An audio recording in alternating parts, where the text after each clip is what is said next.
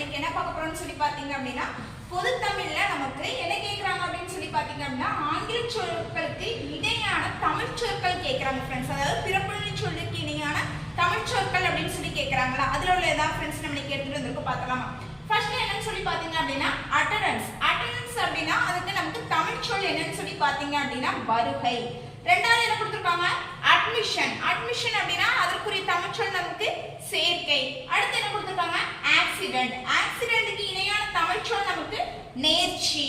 அடுத்து என்ன கொடுத்திருக்காங்க? இன்ஸ்டிடியூட். இன்ஸ்டிடியூட்க்கு இணையான தமிழ் சொல் நமக்கு பயிலகம்.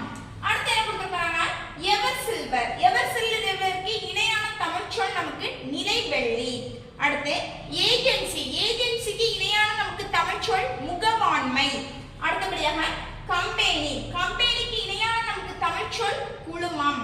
அடுத்து என்ன கொடுத்திருக்காங்க? நோட்புக். இணையான தமிழ் சொல் குறிப்பேடு. அடுத்து டிராஃப்ட். டிராஃப்ட் அப்படின்னா அதற்கு இணையான தமிழ் சொல் நமக்கு வரைவோலை. அடுத்து என்ன கொடுக்கறாங்க? பைண்டிங். அதனுடைய இணையான தமிழ் சொல் நமக்கு கட்டமைப்பு. அடுத்து என்ன கொடுக்கறாங்க? ஜெராக்ஸ். ஜெராக்ஸோட நமக்கு இணையான தமிழ் சொல் ஒளிப்படி. அடுத்து என்ன கொடுக்கறாங்க? பெஞ்ச். பெஞ்சோட இணையான நமக்கு தமிழ் சொல் விசிப்பலகை.